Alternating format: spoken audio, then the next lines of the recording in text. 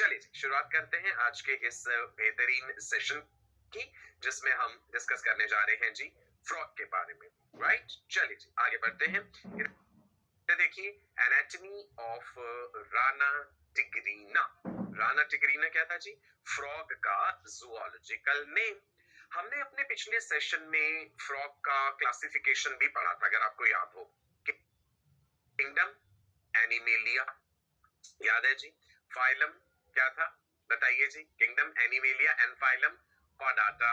उसके बाद हमने कहा था जी सब फाइलम वर्टिब्रेटा है। क्लास जो है वो एम्फीबिया है, और एम्फीबिया क्लास का जो ऑर्डर है that is Anura family Ranidae and then genus species Rana tigrina। Amphibians वो जानवर हैं जो जमीन पे भी रह लेते हैं और पानी में भी रह लेते हैं, पानी के आसपास ही पाए जाते हैं। एम्फीबिया शब्द का मतलब है डुअल मोड ऑफ लाइफ, दोहरी जिंदगी ये जानवर जीते हैं।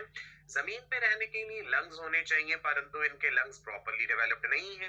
अभी मैंने कहा था फ्रॉग अपनी स्किन का भी इस्तेमाल करता है सांस लेने के लिए, क्यूटेनियस रेस्पिरेशन। राइट, फ्रॉग की बॉडी डिविजिबल है, हेड में और ट्रंक में। नेक नहीं होता, बल्जिंग आईज होती हैं, निक्टिटेटिंग मेम्ब्रेन बताई थी पिछली क्लास में। फोर लिम्स, हाइंड लिम्स बताए थे।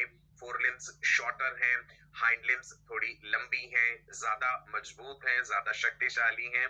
चलिए आज हम क्या डिस्कस करने वाले हैं? एनाटॉमी में फ्रॉग के अलग अलग systems, digestive system, respiratory system, circulatory system, lymphatic system also, excretory system, reproductive nervous system and endocrine system also।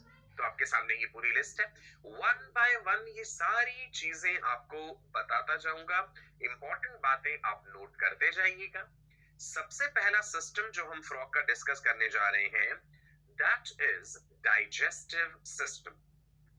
काफी सारी बातें ह्यूमंस के साथ मिलती जुलती हैं भाई। बकल कैविटी, वही oesophagus, stomach, small and large intestine, food के डाइजेशन की जो बेसिक प्रक्रियाएं हैं, प्रोटीन्स का डाइजेशन, फैट्स का, कार्बोहाइड्रेट्स का, लगभग काफी हद तक चीजें सिमिलर है। चलिए देखते हैं, डाइजेशन ऑफ फूड जब होता है किसी भी हायर एनिमल में, तो उसमें क्या क्या स्टेप्स इन्वॉल्व होते हैं। सबसे पहला स्टेप है जी इंजेशन ऑफ द फूड। जैसे अगर हम ह्यूमंस की भी बात करें, इनटेक ऑफ द फूड, खाना हमने मुंह में रखा, हम खाना चबाते हैं, फूड को च्यू करते हैं, जिसे मेस्टिकेशन कहते हैं। सो फूड जब व्हेन हमने इंजेस्ट करा, when the food is taken in, उस प्रक्रिया को इंजेशन कहते हैं।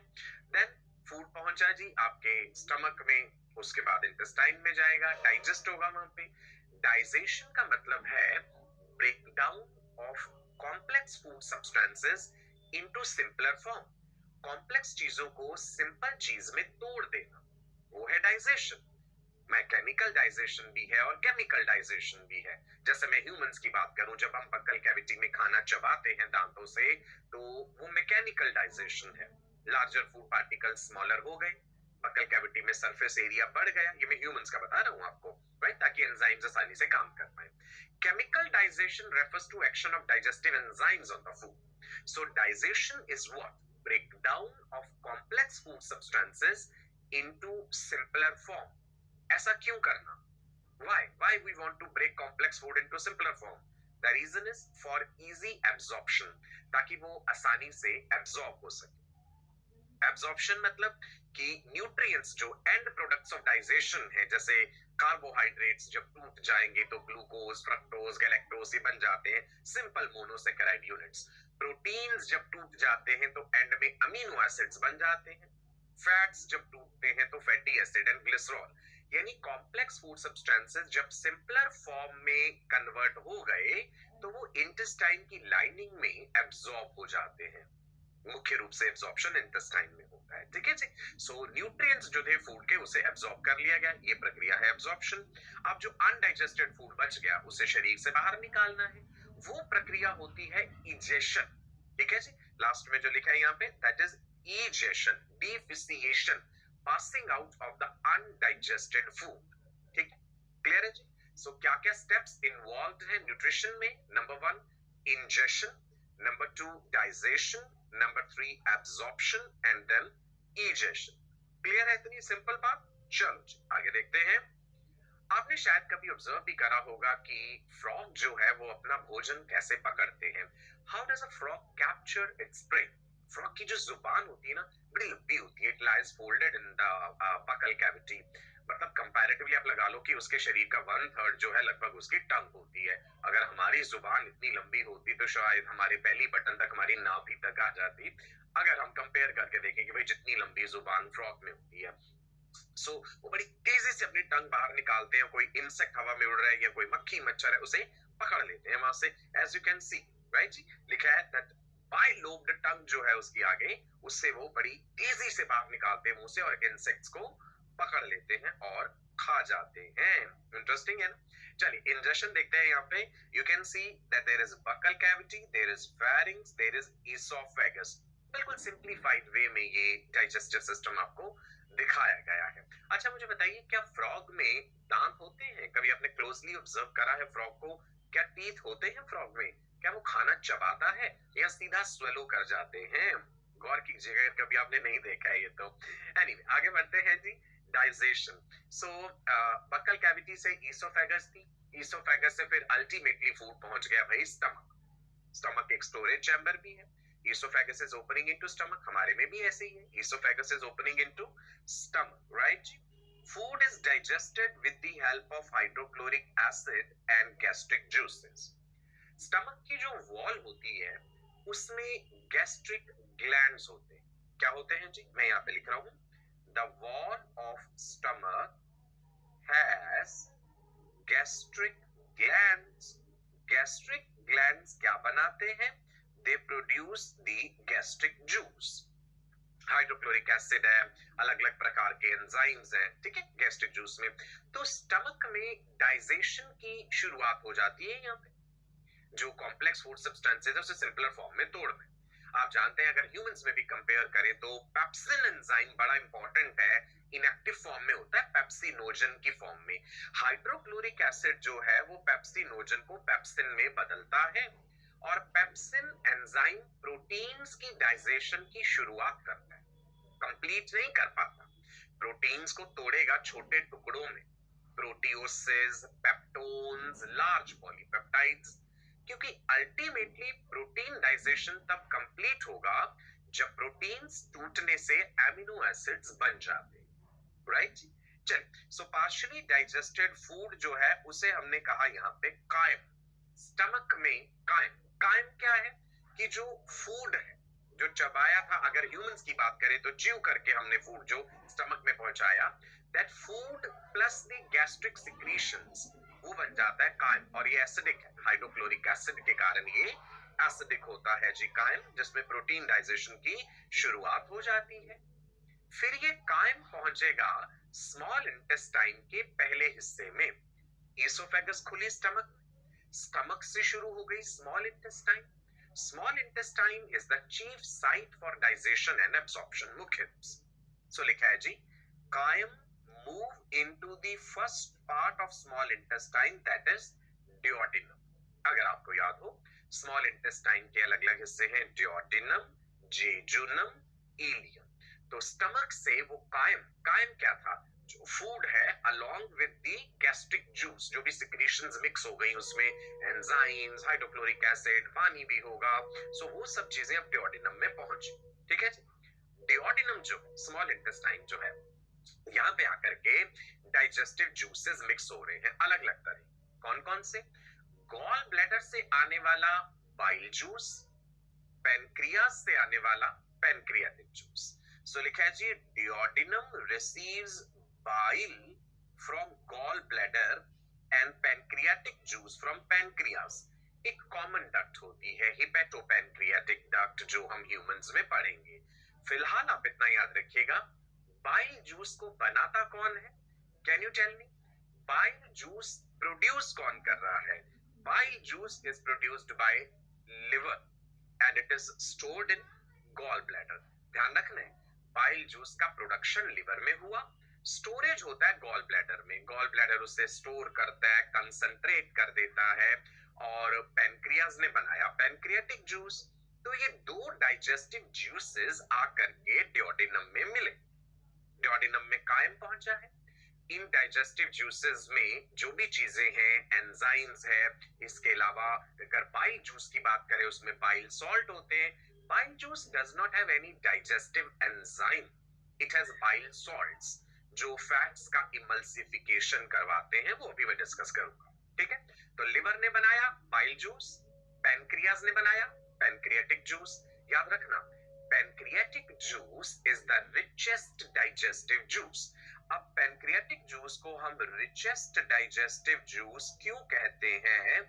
Because it has enzymes for digestion of every kind of food component, that is for the digestion of proteins, carbohydrates, fats, हर चीज की डाइजेशन के लिए इसमें डाइजेस्टिव एंजाइम्स होते हैं। इसलिए हम पैनक्रियाटिक जूस को रिचेस्ट डाइजेस्टिव जूस कहते हैं। ठीक है जी, चल आगे बढ़ते हैं। क्या करा इन जूसेस ने वो देखते हैं। जो बाइल जूस आया है, गॉल ब्लैडर ने जिसे बनाया, और sorry I repeat it, bile juice जिसे लिवर ने बनाया और गॉल ब्लैडर ने स्टोर करा, कंसंट्रेटेड बाइल जूस पहुंचेगा। बाइल जूस का रोल होता है, it helps in emulsification of fats. अभी इमल्सिफिकेशन क्या है, ध्यान से सुनिएगा। देखिए, फैट्स के साथ एक समस्या है, fats are not soluble in water, लेकिन fat digesting enzymes are soluble in water. तो पहले वाटर इनसॉल्युबल फैट्स को किसी तरह से वाटर में सॉल्युबल बनाया जाता है। ठीक है जी, तो ये रहा फैट ग्लोब्यूल, ये रहे बाइल सॉल्ट। बाइल सॉल्ट होता है sodium taurocholate, sodium ग्लाइकोकोलेट। Let me right here, bile salt जिसका हम जिक्र कर रहे हैं जी, ये है सोडियम टोरो, आप भी लिख लीजिए साथ साथ, सोडियम टोरोकोलेट एंड सोडियम ग्लाइकोकोलेट। उसका नाम भी लिख लेते हैं जी, दूसरा वाला सोडियम ग्लाइकोकोलेट। बाइल सॉल्ट्स की खास बात होती है, they have hydroxy or the polar terminal which is soluble in water and sterol terminal which is soluble in lipids। यानी इनके पास एक हाइड्रोफिलिक एंड है, एक हाइड्रोफोबिक एंड है। तो ये क्या करते हैं, फैट ग्लोब्यूल के चारों तरफ एक लेयर बना देते हैं, क्योंकि इनका एक सिरा, मान लो ये बाइल सॉल्ट है, ये वाला हिस्सा पानी में सॉल्युबल है, ये वाला हिस्सा फैट में सॉल्युबल है, और ये है फैट ग्लोब्यूल। तो फैट सॉल्युबल वाला हिस्सा फैट ग्लोब्यूल के चारों तरफ ऐसे ऐसे करके लेयर बन जाएगी, और उस चीज को कहते हैं मिसल्स। ठीक है जी, फिर इनके ऊपर डाइजेस्टिव एंजाइम्स एक्ट करते हैं, फैट डाइजेस्टिंग एंजाइम उस इमल्सिफाइड फैट ड्रॉपलेट के ऊपर, और उन्हें वो डाइजेस्ट कर पाते हैं। तो आपको सिंपल एक चीज याद रखनी है, bile juice produced by liver, bile juice is stored in gall bladder, gall bladder concentrates bile juice, concentrated bile juice is required for emulsification of fats। emulsification क्यों जरूरी है? क्योंकि फैट्स पानी में soluble नहीं, फैट को डाइजेस्ट करने वाले एंजाइम पानी में soluble है। तो पहले किसी तरह से वाटर इनसॉल्युबल फैट्स को पानी में soluble बनाया जाएगा, और वह काम करेंगे bile salt, sodium taurocholate, sodium ग्लाइकोकोलेट। Bile salt के पास हाइड्रोक्सी और पोलर टर्मिनल है जिसे हाइड्रोफिलिक कहते हैं, स्टिरॉल टर्मिनल है जिसे हाइड्रोफोबिक कहते हैं। बाइल सॉल्ट फैट ग्लोब्यूल के चारों तरफ लेयर बनाएंगे, और उस चीज को हम कह देते हैं मिसल्स, राइट। फिर इन मिसल्स के ऊपर एक्ट करते हैं फैट डाइजेस्टिंग एंजाइम्स, राइट। अगर ये एमल्सिफाई नहीं हुए होते ना, तो ये अपना काम नहीं कर पाते, ये फैट डाइजेस्टिंग एंजाइम उसे फर्दर ब्रेक कर देंगे। ठीक है, most important fat digesting enzyme pancreatic juice में पाया जाता है, पैनक्रियाटिक लाइपेज। तो बाइल जूस का काम हमने देख लिया भाई, इमल्सिफिकेशन करवा देना। अब हम देखते हैं पैनक्रियाटिक जूस का क्या काम है। इसका काम है लिपिड्स को यानी फैट्स को डाइजेस्ट करवाना, कार्बोहाइड्रेट्स को, प्रोटीन्स को। Pancreatic juice richest digestive juice है, इसमें हर तरह के एंजाइम्स हैं, हर तरह के फूड कंपोनेंट को डाइजेस्ट करने वाले। प्रोटीन्स को तोड़ दिया जाता है पहले पॉलीपेप्टाइड्स में, फिर वो फर्दर टूट जाएंगे, और अल्टीमेटली जब प्रोटीन्स टूट जाते हैं तो प्रोटीन डाइजेशन का एंड प्रोडक्ट क्या होता है बेटा? The end product of protein main digestion is amino acids. Digestion का मकसद यही था, breakdown of complex food substances into simpler form. Simpler form is amino acids. Triglycerides जो है, जो फैट्स थे, वो टूटे ग्लिसरॉल एंड फैटी एसिड में। ऐसे ही पॉलीसेकेराइड्स जो हैं उनको तोड़ देंगे एंजाइम्स फर्दर। जैसे अगर हम स्टार्च की बात करें, है ना, स्टार्च को डाइजेस्ट करने के लिए जो अमाइलेज है, पैनक्रियाटिक अमाइलेज, वो उसे माल्टोस, आइसोमाल्टोस, लिमिट डेक्सट्रिन्स में तोड़ देगा। माल्टोस, आइसोमाल्टोस डाइसेकेराइड्स हैं। फिर इनको तोड़ने के लिए इंटेस्टिनल जूस में भी एंजाइम्स होते हैं, माल्टेस, आइसोमाल्टेस, सुक्रेस। तो अल्टीमेटली जो एंड प्रोडक्ट है वो सिंपल मोनोसेकेराइड यूनिट बन जाएंगे, जैसे ग्लूकोज, फ्रक्टोज। क्योंकि डाइजेशन का मकसद ही यही है, breakdown of complex food substances into simpler form. और वो सिंपलर जो सब्सटेंसेस बन जाएंगे वो एब्जॉर्ब हो जाएंगे। और कहां पे? इंटेस्टाइन में ही। इंटेस्टाइन की वॉल में विलाय होते हैं। मैंने आपको बताया था ना, जैसे वॉल ऑफ इंटेस्टाइन है, उसमें ऐसी ऐसी इनफोल्डिंग्स हैं अंदर, राइट। ये इनफोल्डिंग्स विलाय होते हैं और विलाय सरफेस एरिया बढ़ा देते हैं एब्जॉर्प्शन के लिए। क्लियर है जी? So nutrients are absorbed by villi in the small intestine. जो अनडाइजेस्टेड फूड रह जाएगा, जो डाइजेस्ट नहीं हो पाया, उसे शरीर से बाहर निकालने की प्रक्रिया को इजेशन कहते हैं। ह्यूमंस के केस में क्या है कि भाई जब लार्ज इंटेस्टाइन में पहुंचा अनडाइजेस्टेड फूड, वहां पे बैक्टीरिया भी होते हैं। आप जानते हैं हमारी लार्ज इंटेस्टाइन में वो बैक्टीरिया हमारे लिए फायदेमंद भी हैं। वो बहुत सारे बी विटामिन बनाते हैं और वो बी विटामिन पानी एब्जॉर्ब करने में मदद करते हैं। ये ह्यूमंस की बात बता रहा हूँ लार्ज इंटेस्टाइन में। फ्रॉग के केस में क्या है जी, यहाँ पे क्लोएका है, एक common opening. Cloaca is a common chamber कह लीजिए, ओपनिंग, जिसके थ्रू वो अपना अनडाइजेस्टेड फूड भी पास आउट करेगा। वहीं से वो अपने गैमेट्स भी रिलीज करते हैं, ओवा या स्पर्म हो गए, डिपेंडिंग अपॉन मेल फ्रॉग या फीमेल फ्रॉग, ठीक है। वहीं से यूरिन भी पास आउट करते हैं। That means cloaca is a common chamber और common opening for digestive system, excretory system, reproductive system. तो इस क्लोएका के थ्रू जो है undigested food is removed from the body. बस डाइजेस्टिव सिस्टम के बारे में इतना ही जानना है हमने।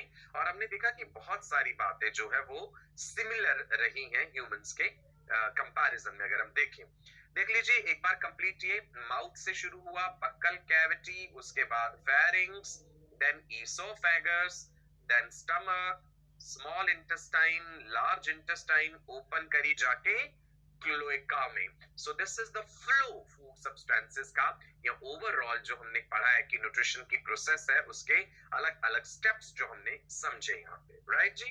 चल आगे बढ़े। डाइजेस्टिव सिस्टम क्लियर है, कोई मुश्किल चीज नहीं थी इसमें। आगे देखते हैं, क्या आपने कभी एक फ्रॉग को कुछ ऐसा करते हुए देखा है जो आप स्क्रीन पे इस समय देख पा रहे हैं? अपने मुंह में हवा भर के इस तरह से करते हैं फ्रॉग। ऐसा क्यों करते हैं, राइट? इसका रीजन क्या है, इसी चीज को हम समझते हैं। देखिए जी, क्या है रीजन इसका। अब इसका रीजन छुपा हुआ है कहीं ना कहीं gas exchange. Amphibians, dual mode of life, okay, पानी में भी रह लेते हैं, जमीन में भी रह लेते हैं। पानी से निकल के जब एम्फीबियन जमीन पे आए तो यहाँ पे गैस एक्सचेंज, रेस्पिरेशन की प्रक्रिया वैसी नहीं होगी जैसा कि पानी में है। हम जानते हैं मछलियां जब पानी में होती तो गिल्स होती हैं उनमें, राइट, पानी में घुली हुई ऑक्सीजन इस्तेमाल करती है। जमीन पे वो गिल्स काम नहीं आएंगी। जमीन पे रहने के लिए कुछ और तरीका होना चाहिए गैस एक्सचेंज के लिए, लंग्स होने चाहिए। तो एम्फीबियंस में लंग्स तो बने, परंतु लंग्स जो है वो प्रॉपरली डेवलप नहीं है, in fact they are poorly develop. तो उन्हें कुछ एडिशनल मैकेनिज्म्स यूज करने पड़ते हैं सफिशिएंट ऑक्सीजन अपने टिश्यूज तक पहुंचाने के लिए। अपनी चमड़ी का सहारा लेना पड़ता है, स्किन का, इसीलिए पानी के आसपास रह रहे। स्किन को नम रखना पड़ता है, मॉइस्ट रखना पड़ता है, क्यूटेनियस रेस्पिरेशन। इसके अलावा lining of the buccal cavity जो है वो हाईली वेस्कुलर है। मैंने इसे वेस्कुलर मतलब ब्लड सप्लाई बहुत ज्यादा है। वो अपने मुंह में हवा भर के ऐसे ऐसे करते ताकि बकल कैविटी की लाइनिंग की जो ब्लड वेसल्स हैं वहां के साथ गैस एक्सचेंज हो सके, ठीक है। तो फ्रॉग में अब हम पढ़ने जा रहे हैं रेस्पिरेशन या गैस एक्सचेंज कैसे हो रहा है। तीन तरीके हैं, एक तो क्यूटेनियस रेस्पिरेशन स्किन के थ्रू, लंग्स के थ्रू pulmonary respiration, lining of buccopharyngeal cavity के थ्रू बकोफेरिंजियल रेस्पिरेशन। तीनों टर्म्स इंपॉर्टेंट है, साथ के साथ नोट करेंगे। चलिए जी शुरू करते हैं फ्रॉग का respiratory system. Frogs have to respire on land as well as inside water। दोहरी जिंदगी जी रहे हैं। जब वो जमीन के ऊपर हैं तो वो लंग्स के साथ सांस ले सकते हैं, बकोफेरेंजियल कैविटी से ले सकते हैं या स्किन के थ्रू। परंतु जब वो पूरी तरह से पानी में सबमर्ज्ड है, पानी के नीचे है, वहां तो लंग्स काम नहीं आएंगे ना, नॉस्ट्रिल्स के थ्रू हवा कैसे घुस पाएगी, तो पानी चला जाएगा अंदर, राइट, ना ही वो अपना मुंह खोल पाएंगे, वहां पे पानी चला जाएगा अंदर। तो जब वो पानी के नीचे है तो स्किन के थ्रू गैस एक्सचेंज करते हैं, क्यूटेनियस रेस्पिरेशन। अच्छा याद रखना, cutaneous respiration goes on all the time, whether frog is inside water, whether frog is outside water, ये हर समय होता रहता है, ठीक है जी। तीनों तरह का गैस एक्सचेंज का मैकेनिज्म आपके सामने है, लिखिए अपने नोट्स में। रेस्पिरेटरी ऑर्गन्स फ्रॉग में क्या क्या है? स्किन है जी, एक तो लंग्स है, ये रहा स्किन, और स्किन वाला होता है cutaneous respiration. Skin highly vascular होनी चाहिए, पतली होनी चाहिए, परमिएबल टू गैसेस होनी चाहिए, मॉइस्ट होनी चाहिए। देन लंग्स के थ्रू पल्मोनरी रेस्पिरेशन है, lining of the mouth also, ठीक है जी। तीन तरह का गैस एक्सचेंज, जिसमें से cutaneous respiration goes on all the time whether frog is inside water or outside water, right जी। now जमीन पे देखिए पल्मोनरी रेस्पिरेशन हो रहा है, क्यूटेनियस भी हो रहा है, बकोफेरेंजियल भी हो रहा है, तीनों तरह का हो रहा है। इंस्पिरेशन एक्सपिरेशन दो मैकेनिज्म होते हैं। इंस्पिरेशन इज द इनहेलेशन, सांस अंदर ले जाना, और एक्सपिरेशन मतलब सांस बाहर निकालना। अगर हम ह्यूमन से कंपेयर करें, भाई हमारे में तो डायफ्राम प्रेजेंट है, एक मस्कुलर पार्टीशन जो अप डाउन हो रहा है अपने आप, और एयर को हम अंदर इनहेल कर जाते हैं। हम कहते हैं हमारे में नेगेटिव प्रेशर ब्रीथिंग है, कि हमारा डायफ्राम कॉन्ट्रैक्ट होने से और चेस्ट के मसल्स कॉन्ट्रैक्ट होने से थोरेसिक कैविटी का हमारा वॉल्यूम बढ़ जाता है।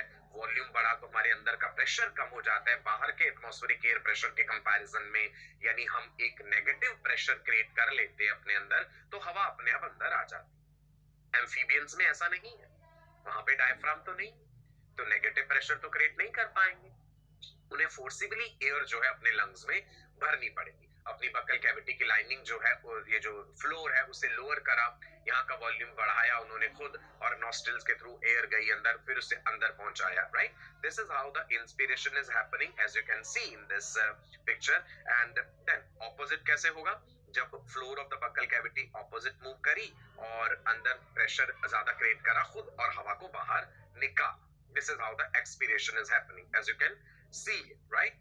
आगे देखते हैं जी, क्यूटेनियस रेस्पिरेशन पानी पर भी और लैंड पर भी। तो सादी भाषा में याद रख लिया, cutaneous respiration goes on all the time, चाहे फ्रॉग पानी में है चाहे नहीं है।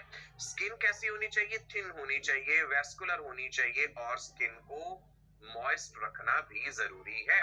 नम होगी तो उसमें ऑक्सीजन घुली हुई रहेगी, हवा घुली हुई रहेगी। स्किन की लेयर दिखाई गई है एपिडर्मिस, और ये दिखाई गई है ब्लड वेसल्स। भाई ब्लड वेसल्स तो होनी चाहिए ना, वेस्कुलैरिटी तो होनी चाहिए। Vascular nature is referring to presence of extensive network of blood vessels, ताकि गैसेस का एक्सचेंज हो सके, ऑक्सीजन जा सके अंदर और कार्बन डाइऑक्साइड बाहर निकल सके, right. Then comes buccopharyngeal respiration.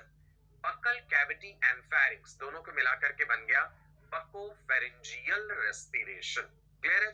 Lining of buccal cavity highly vascular है। आप देखिए यहाँ पे जूम करके भी दिखाया गया है, यहाँ पे ब्लड वेसल्स बहुत ज्यादा हैं, और एक्सटेंसिव वेस्कुलर नेचर होगा तो ऑक्सीजन जो है अपने हायर लेवल से अपने लोअर लेवल तक पहुंच जाएगी, और कार्बन डाइऑक्साइड ऑपोजिट डायरेक्शन में, ठीक है जी।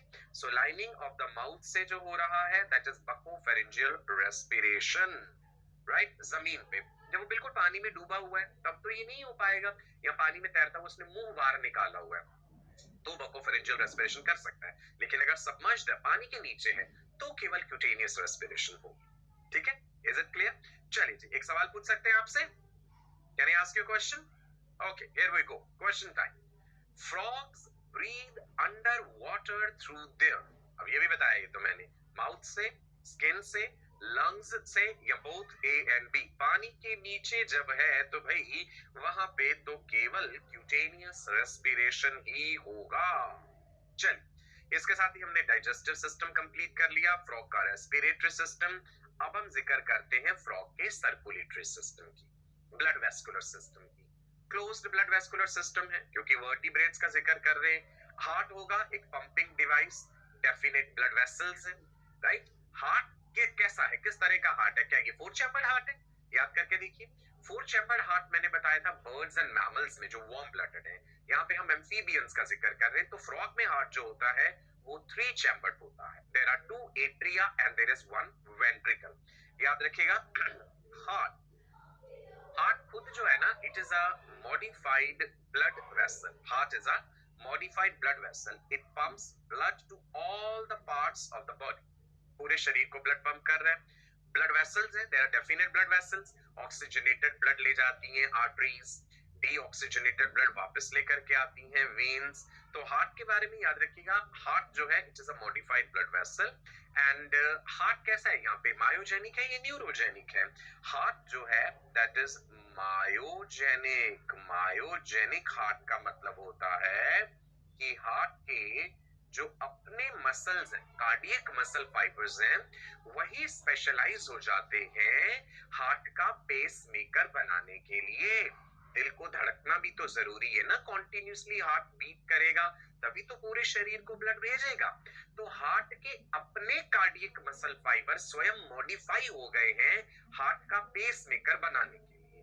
ठीक है. Myo word is referring to muscles, genic is referring to generation, कि मसल फाइबर्स ने वो कार्डियक इंपल्स जनरेट करी है. It is a myogenic heart, right. Blood vessels है इसमें डेफिनेट. ब्लड जो है it carries nutrients and removes the waste products. Blood क्या है, कई सारी चीजों का ट्रांसपोर्टेशन कर रहा है, गैसेस का ट्रांसपोर्टेशन, वेस्ट मटेरियल्स का, न्यूट्रिएंट्स का, हार्मोन्स का. हार्ट को कवर करती हुई पेरिकार्डियम होती है. भाई हमारे में भी तो पेरिकार्डियम होती है ना, ह्यूमंस में भी है पेरिकार्डियम. सो यहाँ भी पेरिकार्डियम प्रेजेंट है. हार्ट मस्कुलर है. It is situated in upper part of the body. क्या मस्कुलर हार्ट है. और हार्ट में कौन से मसल फाइबर्स होते हैं, याद कीजिए बेटा. Heart has cardiac muscle fibres. किसी भी जानवर में जब हमने पढ़ा था एनिमल टिश्यूज में, तो मसल्स हमने पढ़े थे ना 3 तरह के हायर एनिमल्स में. Cardiac muscle fibres, smooth muscle fibres, skeletal muscle fibres. तो यहाँ पे हार्ट में of course cardiac muscle fibres हैं, राइट. नाउ अब आप देखिए हार्ट को अगर आप बॉडी से बाहर निकाल के देख रहे हैं, आपको एक ट्रायंगुलर सा चैम्बर नजर आ रहा है. ये वाला होता है जी साइनस वेनोसिस. मैंने एक तो बात बताई आपको, हार्ट में 3 चैम्बर है, 2 ऑरिकल और 1 वेंट्रिकल. इसके अलावा ना एडिशनल हार्ट चैम्बर्स भी होते हैं एम्फीबियंस में. Sinus venosus, conus arteriosus. तो ध्यान रखना यहाँ पे साइनस वेनोसिस क्या है, मैं लिख देता हूं. अगर हमसे पूछा जाए व्हाट इज साइनस वेनोसिस, लिखेंगे आप भी नोट्स में साथ के साथ. It is additional heart chamber. Sinus venosus is additional heart chamber. ऐसे ही एक और एडिशनल हार्ट चेम्बर हम देखेंगे, कोनस आर्टेरियोसिस. मेन चैम्बर्स तो हमें पता ही है भाई. अगर मैं फ्रॉग का हार्ट ड्रॉ करना और रफली कोई मुझे कहे, मैं आपको समझाने के लिए ऐसे ड्रॉ करूंगा, ये 2 एट्रिया और ये 1 वेंट्रिकल. पार्टीशन नहीं करूंगा बीच में वेंट्रिकल में, क्योंकि 3 चैम्बर्ड हार्ट है. ठीक है जी. सो एट्रिया, एट्रिया एंड वेंट्रिकल. अब ये डॉर्सल साइड में देखिए, हार्ट के डॉर्सली आपको ये साइनस वेनोसिस दिख रहा है. That is a triangular structure. इसका काम क्या है, it is receiving deoxygenated blood, right. शरीर का डीऑक्सीजनेटेड ब्लड इस ट्रायंगुलर चैम्बर में आया, उसके बाद एट्रिया में जाएगा, राइट, राइट एट्रियम में जाएगा. इधर देख लीजिए ध्यान से, ये रहा जी राइट साइड, यहाँ पे लेबल करा गया. इधर आपको ये लेफ्ट दिखाया गया, ये वेंट्रल व्यू दिखाया गया, ये डॉर्सल व्यू दिखाया गया. सो डॉर्सल साइड में ये आपको ट्रायंगुलर हार्ट चैम्बर नजर आ रहा है. यहाँ पे देखिए फ्रॉग में ये यहाँ पे है हार्ट. जब आप फ्रॉग को उल्टा करेंगे ना तो आपको ये क्लियरली नजर आएगा, राइट. चलिए आगे बढ़ते हैं. एट्रिया कितने हैं, 2. There are 2 auricles and there is 1 ventricle. That is why we say that frog has 3 chambered heart. It has 3 chambered heart. Complex लग रहा है आपको डायग्राम, चिंता मत कीजिए. आपको ड्रॉ नहीं करना, नहीं आपको ड्रॉ करने के लिए पूछा जाएगा, बस आप अपनी अंडरस्टैंडिंग के लिए देख लीजिए इसे. ओके जी. राइट एट्रियम जो है, ह्यूमंस में भी याद करके देख लो, right side of the heart जो है, राइट एट्रियम में it receives deoxygenated blood and pumps it to the ventricle. हमारे में भी तो यही होता है, राइट एट्रियम में डीऑक्सीजनेटेड इम्प्योर ब्लड आता है और राइट वेंट्रिकल में जाता है. अब यहाँ पे वेंट्रिकल तो पार्टीशन नहीं है, एक ही वेंट्रिकल है. सो राइट एट्रियम से ब्लड आया और वेंट्रिकल में गया. ठीक है. वेंट्रिकल से ये ब्लड भेजा गया भाई लंग्स की तरफ. भाई लंग्स तुम इसको ऑक्सीजनेट कर दो. कोनस आर्टेरियोसिस के थ्रू। अब एक और हार्ट चैम्बर आ गया, आपने पहले सुना नहीं होगा, ह्यूमंस में, फ्रॉग में है, ये एम्फीबियंस में। It is another additional heart chamber, conus arteriosus, right जी। What is conus arteriosus and sinus venosus? Additional heart chambers, right. Atrium में डीऑक्सीजनेटेड ब्लड आया, वहां से वेंट्रिकल में गया, वेंट्रिकल से कोनस आर्टेरियोसिस के थ्रू होता हुआ कहां पे गया जी? वो लंग्स की तरफ। की लंग्स भाई तुम इसे ऑक्सीजनेट कर दो, लंग्स पूर्ली डेवलप्ड है, प्रॉपर्ली डेवलप नहीं है। सो ब्लड स्किन की तरफ भी जा रहा है, ऑफ कोर्स स्किन में भी ऑक्सीजनेशन हो रहा है। Can you see this diagram? Right atrium, right atrium से ब्लड गया जी यहाँ पे वेंट्रिकल में, वेंट्रिकल से ब्लड गया है जी किधर? लंग्स की तरफ, और लंग्स ने ब्लड को लौटाया वापस लेफ्ट एट्रियम में, लेफ्ट एट्रियम से आयोटा, हमारे में भी आयोटा है, लेफ्ट एट्रियम से ब्लड लेफ्ट वेंट्रिकल में आता है ह्यूमंस में। यहाँ पे तो वेंट्रिकल कॉमन ही है भाई, पार्टीशन नहीं है। सो वेंट्रिकल में मतलब ब्लड मिक्स हो रहा है, oxygenated and deoxygenated blood are getting mixed in the ventricle, right. चल आगे बढ़ते हैं। दोनों एट्रिया जो है वो साइमल्टेनियसली कॉन्ट्रैक्ट करेंगे। सो लिखा है जी both atria almost contract simultaneously, driving both right and left atrial blood into the ventricle. चलो रफली डायग्राम बना के भी दिखा देता हूं। मान लो ये एक एट्रिया, ये दूसरा एट्रिया, ये रहा वेंट्रिकल, ये कॉन्ट्रैक्ट करे और ब्लड एक साथ पहुंचा वेंट्रिकल में।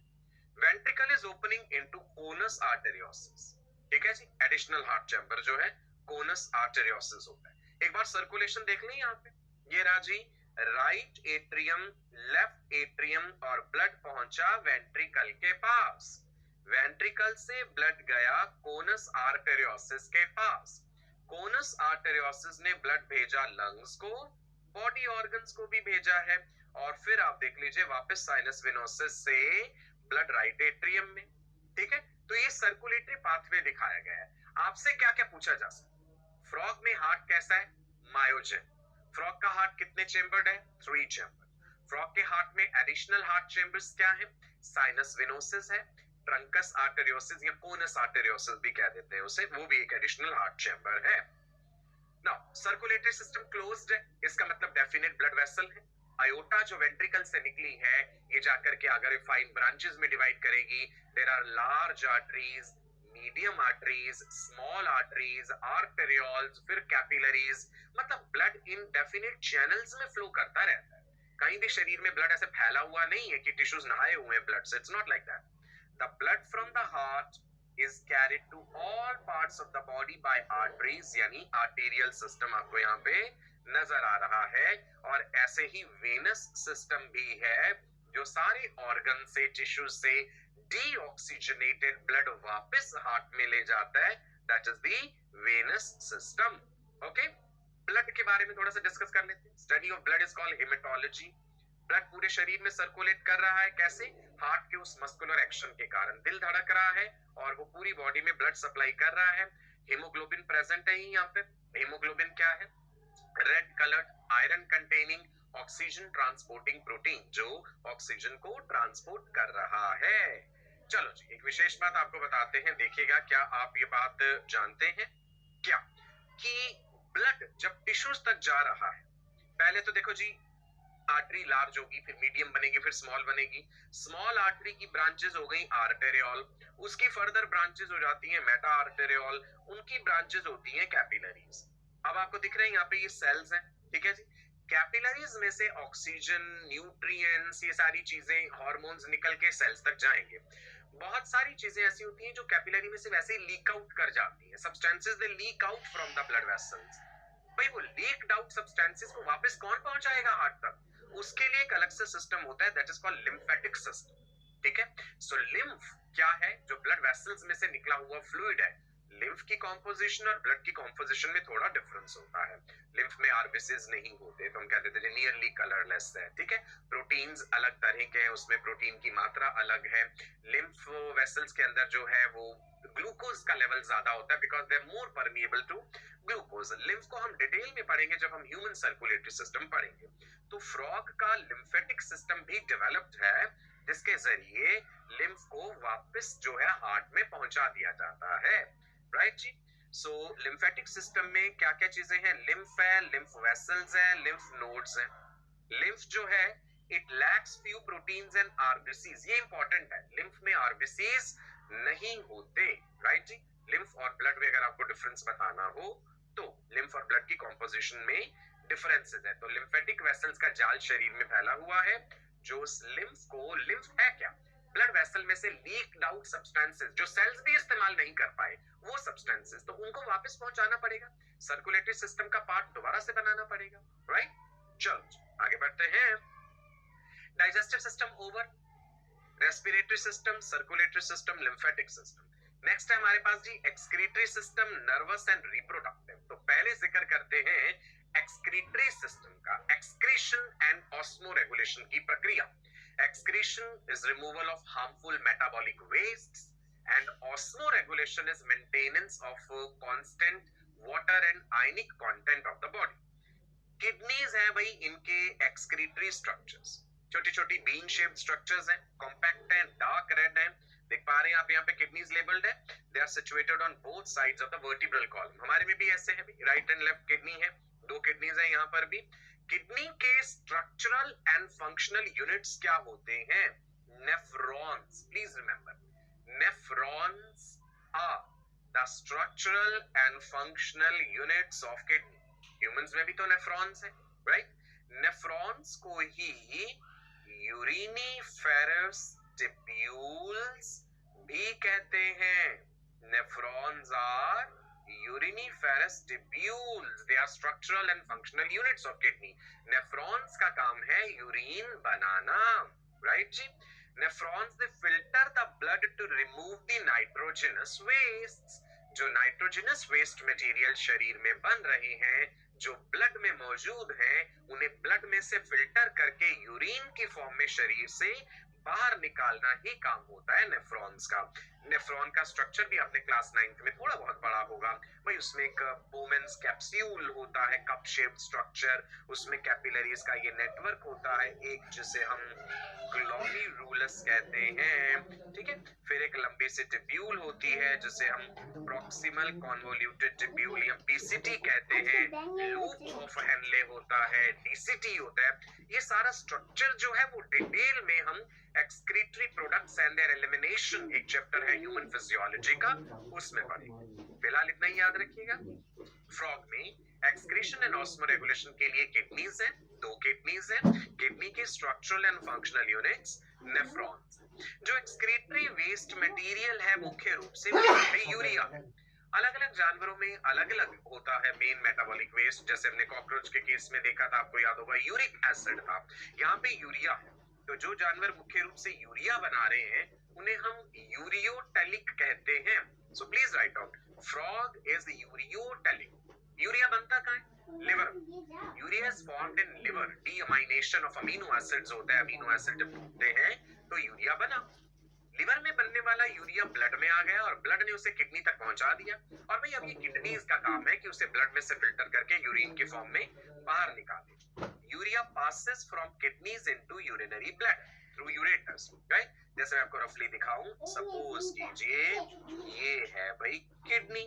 सो किडनी के साथ एक लंबी सी जो डक्ट होती है, that is called ureter. Humans में भी ऐसा है ureter.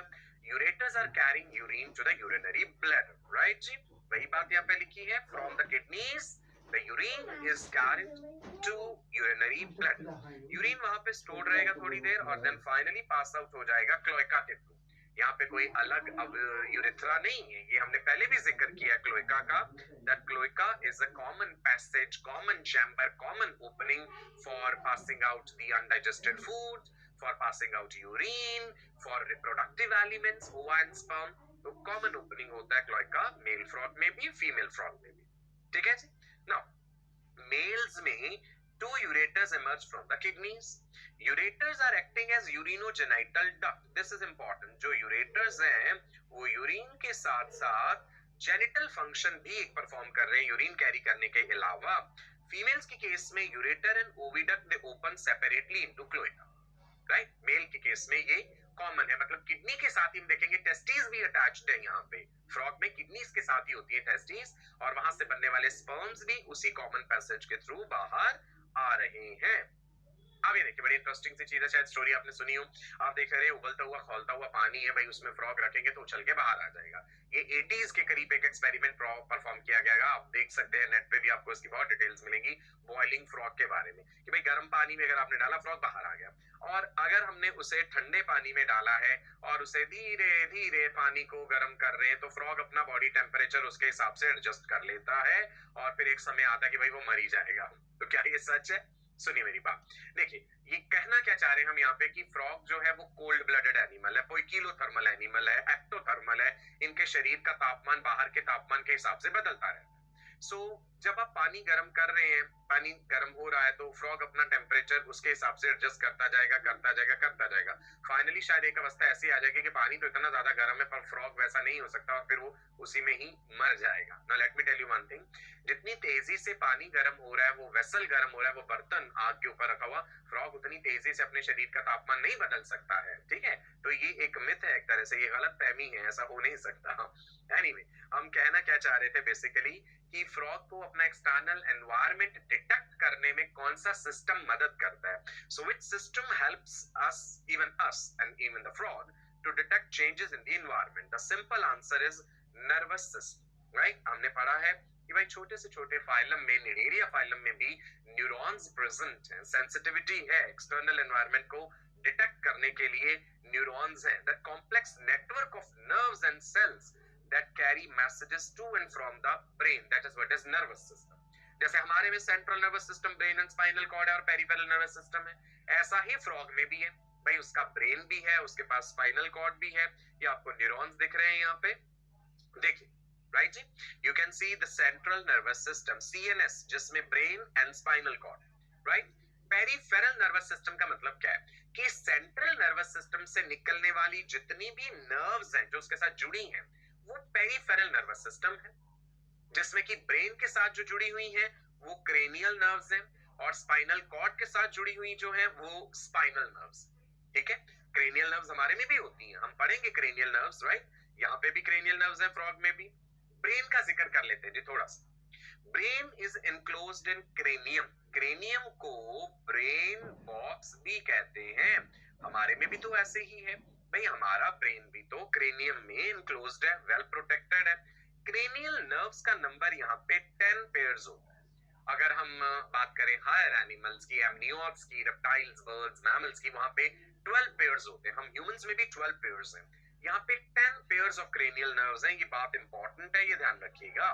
सभी क्रेनियल नर्व्स के नाम भी मैं आपको बताऊंगा, olfactory, optic, oculomotor, trochlear, trigeminal, abducens, facial, auditory, glossopharyngeal, vagus, spinal accessory, hypoglossal, ये जो 12 नाम मैंने बताए ये ह्यूमंस की रेफरेंस में बताए, तो फ्रॉग में भी है, right? There are 10 pairs of cranial nerve. जैसे एग्जांपल देना जी, ऑल्फैक्टरी, ऑप्टिक, ऑक्यूलोमोटर। आपको ये यहाँ पे अभी याद नहीं रखनी है, इसलिए घबराइए मत, ये जब हम पढ़ेंगे ना ह्यूमन नर्वस सिस्टम, वहां पे आपको मैं इन क्रेनियल नर्व्स के नाम याद रखने का भी तरीका बताऊंगा, ठीक है जी? सो 10 पेयर्स ऑफ क्रेनियल नर्व, ये याद रखना। हमारा ब्रेन जैसे हम fore brain, mid brain, hind brain 3 हिस्सों में बांटते हैं ना, ऐसे ही यहाँ भी fore brain, mid brain, hind brain है, 3 हिस्से हैं ब्रेन। फोर ब्रेन में हमारे केस में सेरिब्रल हेमिस्फीयर्स हैं, राइट एंड लेफ्ट, तो यहाँ पर भी इसके पास सेरिब्रम होता है, right? There are right and left cerebral hemispheres, यहाँ पे आपको दिख रहे हैं। डायनसेफेलॉन है और ऑल्फैक्टरी लोब, सेम ह्यूमंस में भी आप ऐसा देखेंगे, ब्रेन के यही हिस्से हैं। मिड ब्रेन जो होता है, अगर आप नोट करना चाहें साथ साथ नोट कर सकते हैं, brain enclosed by that box, cranium, brain box, 10 pairs of cranial nerves, forebrain, midbrain, hindbrain। forebrain में cerebral hemispheres, olfactory lobe and diencephalon। midbrain में आ जाती हैं जी optic lobes, जो कि vision से related। midbrain has optic lobes। hindbrain में यहाँ पे cerebellum है, medulla है, हमारे में भी होता है cerebellum पीछे, little brain भी जैसे कहते हैं, medulla भी है। सो सेम चीजें यहाँ भी है, बहुत ज्यादा डिटेल में यहाँ पे हमें नहीं जाना है, राइट जी? चल आगे बढ़ते हैं। एक और विशेष बात आपको बताता हूँ, देखिए आपने देखा होगा, हम कहते हैं ना मेंढक टर्राते हैं, राइट? बारिश का जब सीजन होता है तो वो उनमें जो वोकल सैक्स होते हैं वो एक रेजोनेटिंग चैम्बर्स की तरह काम करते हैं। सिर्फ मेल्स में होते हैं ये वोकल सैक्स, साउंड का एम्प्लीफिकेशन के लिए, मेटिंग कॉल्स जैसे वो टर्रा रहे हैं मेंढक, वो अपने मीटिंग पार्टनर को इनवाइट कर रहे हैं एक तरह से। सो साउंड का एम्प्लीफिकेशन करने के लिए ये वोकल सैक्स जो है they present only in male frog.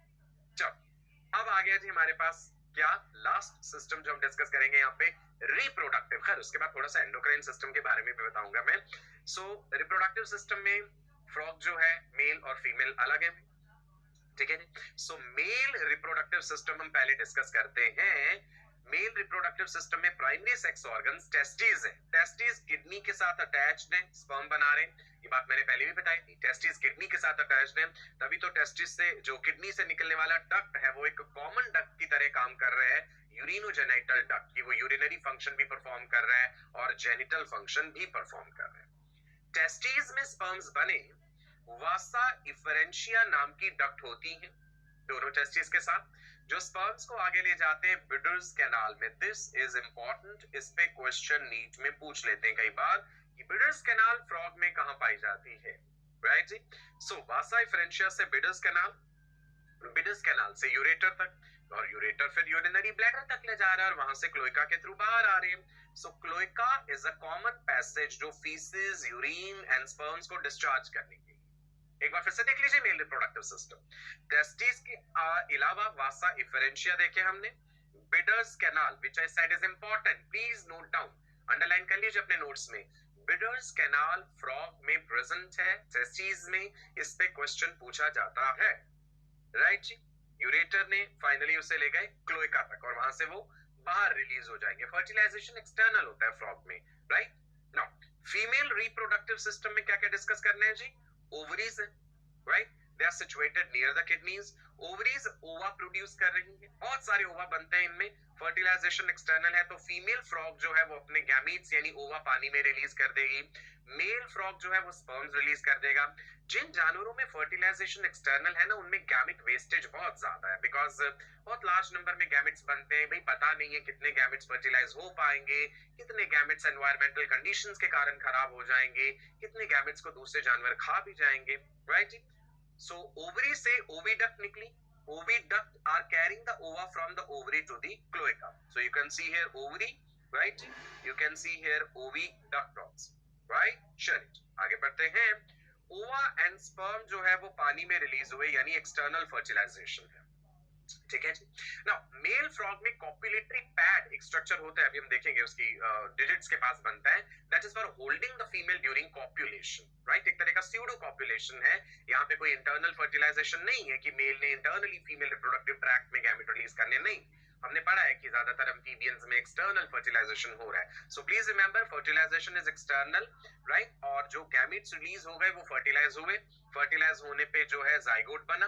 आप जानते हैं ओवा एंड स्पर्म जब फर्टिलाइज हुए तो बनता है जाइगोट। जाइगोट में क्लीवेज डिविजन्स होते हैं तो बनता है मोरुला, मोरुला से ब्लास्टुला, ब्लास्टुला से गैस्ट्रुला। तो ये एम्ब्रियो जो है फिर बदल जाता है जी फ्रॉग की लार्वल स्टेज में, that is called tadpole. Please remember frog का लार्वा होता है टेडपोल लार्वा, और टेडपोल लार्वा एक्वेटिक है, पानी में होता है टेडपोल लार्वा, इनके पास गिल्स होते हैं, ठीक है, और बड़ी तेजी से ऐसे स्विम करते हैं, ये जमीन पे नहीं रह सकते।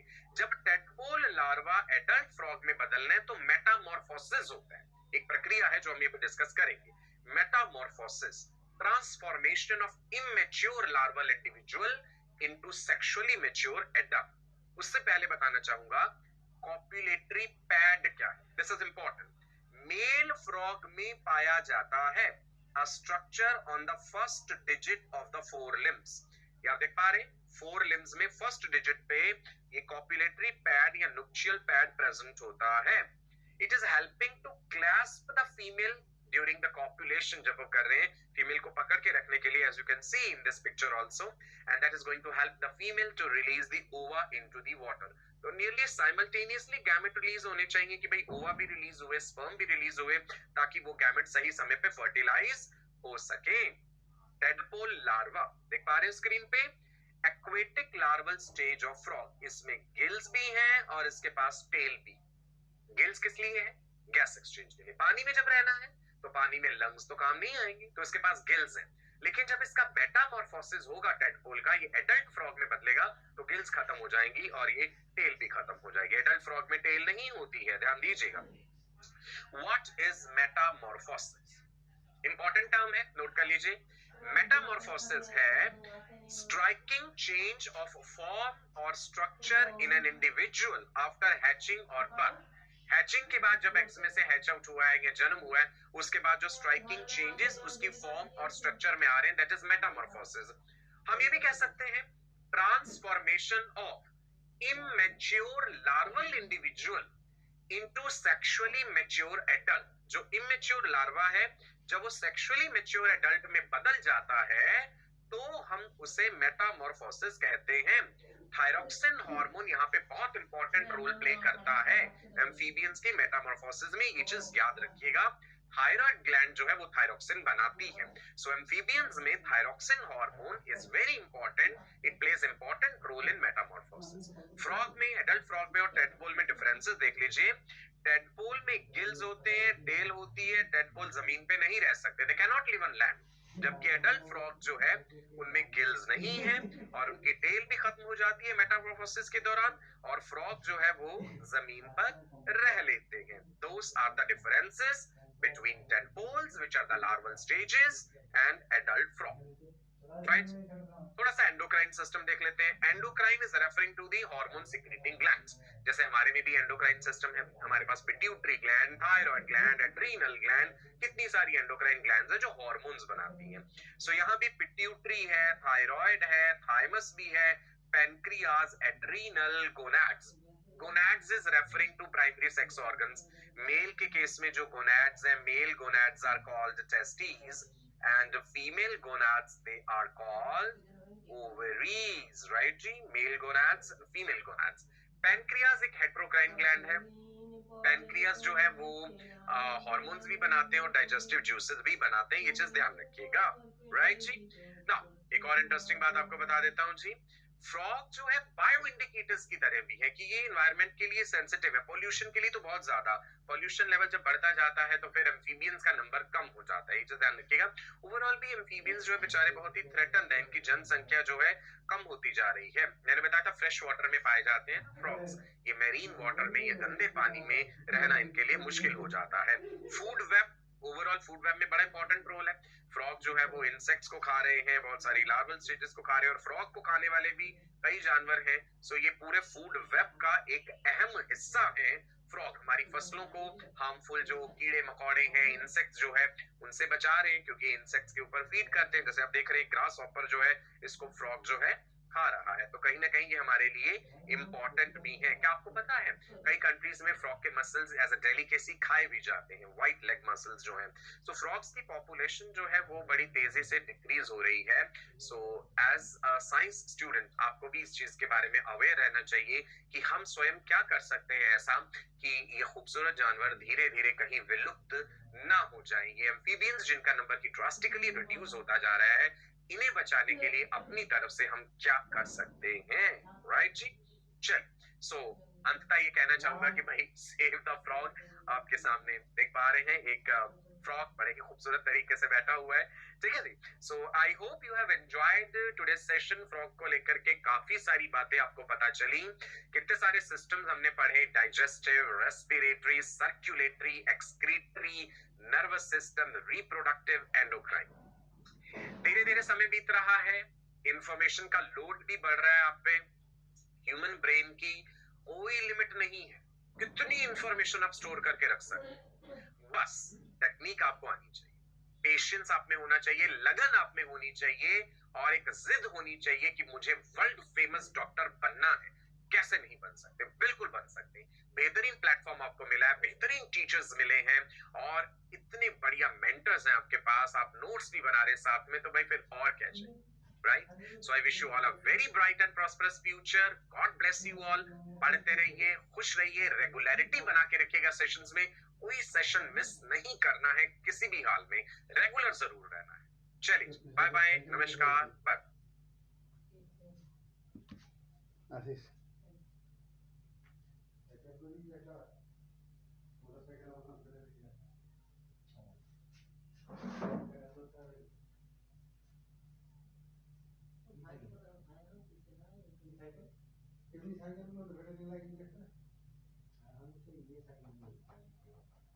তো স্মার্ট ইয়ে সাইকেল হয়, স্মার্ট সাইকেল এই সাইকেলে দিই, তো যেখানে স্ট্যান্ড আছে ওখানে নটটা অবস্থা রয়েছে, আর ওটাতে ব্রেকের অবস্থা